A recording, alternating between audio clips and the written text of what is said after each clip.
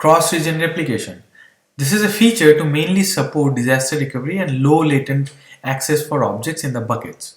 This is a bucket level configuration that enables automatic and asynchronous copying of objects across buckets in different AWS regions.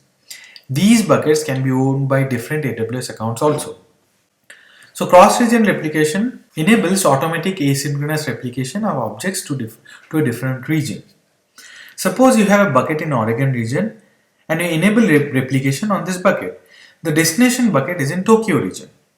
Objects in this bucket can be replicated to the destination bucket, which is in a different region altogether.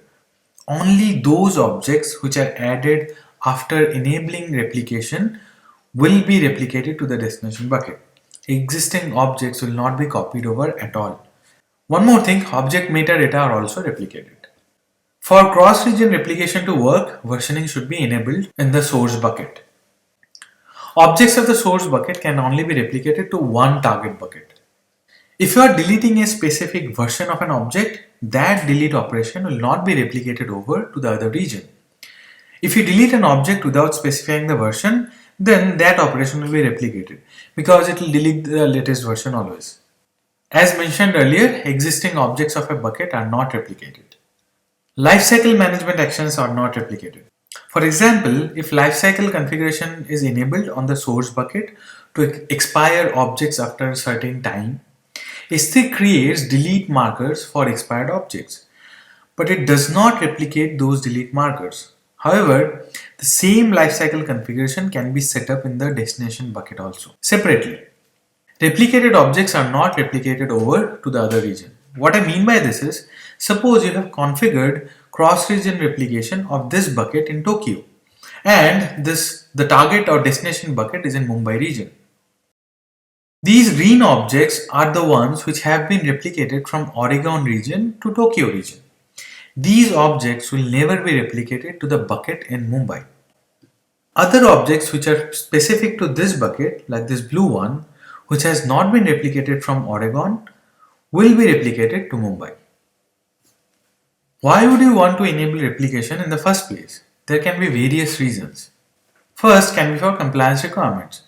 Although S3 stores data across multiple geographically distant AZs or data centers, compliance requirements might dictate that data have to be stored even farther distances. So cross-region replication will allow you to replicate data between distant AWS regions to satisfy these compliant requirements. You can choose replication to minimize latency for your users. Suppose your customers are in two geographical locations. To minimize latency in accessing objects, what you can do is you can maintain object copies in different AWS regions that are geographically closer to the users. Then there can be operational reasons also. Suppose you have a compute cluster in two different AWS regions that analyze the same set of objects. What you can do? You can maintain object copies in those regions using replication. Ownership issues. Regardless of who owns the source bucket or the source object, replication ownership of the destination bucket can be different. You might choose to do this to restrict access to object replicas. This is also referred to as the owner override option. Let's see replication in action using a demo now. Two buckets, Deep AWS Foundation bucket and Deep AWS Foundation. Both buckets are in different regions. One is in US East 2, Ohio, and the other one is US East 1, North Virginia. I'll create a cross-region replication between these two buckets. Deep AWS Foundation bucket would be my source bucket and Deep AWS Foundation, which is in North Virginia region, will be a destination bucket. The destination bucket is currently empty. There's nothing here. And the source bucket has a lot of folders, a lot of objects. Let me enable replication for this source bucket. Go to Management, click on Replication. So this is where you'll enable replication. Click on Add Rule. These are the steps. You'll first have to mention the source bucket, then the destination bucket, then permissions, and finally review and create. There are two ways of mentioning source. First option is to say that replicate all objects or all contents in this bucket to the destination bucket. Or you can prefix this bucket also.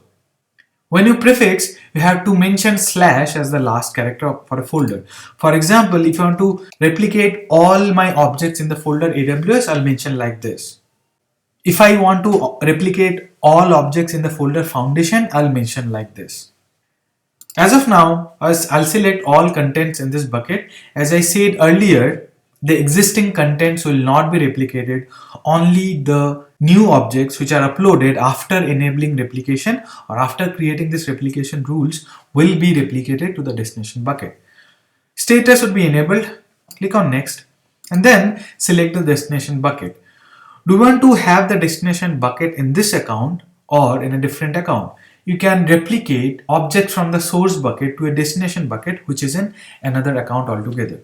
So I'll select this one in this account. I already have this bucket in a different region. I'll select this bucket. I intentionally did not enable versioning in the destination bucket. So before replication to work, you'll have to enable versioning in both the source and destination buckets. Let us go ahead and do that. This is my destination bucket. Let me go ahead and enable versioning in this destination bucket. Now select the bucket, it will not give you any error. There are few more options which you can mention during replication. Do you want to change the storage class for the replicated objects? That means, suppose source objects are in standard storage class and in destination object you can mention either standard infrequent access or reduced redundancy. This can be used to reduce cost for the replicated objects. As of now, I'll keep it as is. I'm not changing it to anything. If you do not check this option, the replicated objects will have the same storage class as that of the source objects. Click on next. We'll have to select an IAM role. As we do not know IAM role yet, just mention create a new role. Click on next and then save. Once replication has been enabled, you can get all the information in the screen. Also, you can edit or delete this rule. You can have some more actions. You can disable the rule, etc. So replication has been enabled for my source bucket. Now if you see my destination bucket, nothing has been replicated as of now. As I said, the existing objects will not be replicated. What I'll do is, I'll create a new folder with name Planet Earth and I'll upload some objects in this particular folder. Click on upload, add files and Planet Earth. So I'll upload all the objects in this particular folder. All the objects have been uploaded. Now this folder should be created in my destination bucket and these objects should also be replicated in my destination bucket. Let's go ahead and see. Click on refresh and see the folder has been created and all the objects have been replicated in the destination bucket. This is how replication works. The storage class for the source object is standard and the same storage class have been replicated in the destination bucket also. Let us go ahead and modify some replication rules. I'll say that for the destination objects, the storage class should be reduced to redundancy.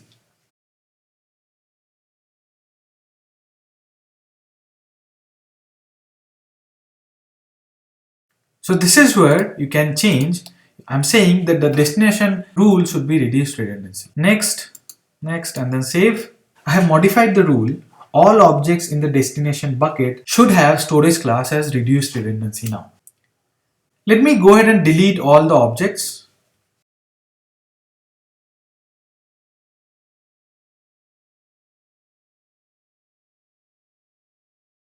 All objects have been deleted. The same thing should have been replicated here also.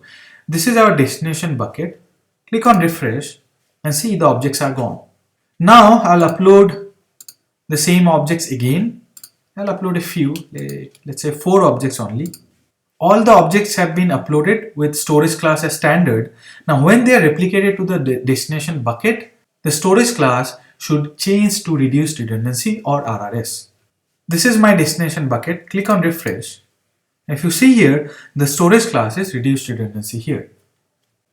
So this is how replication works.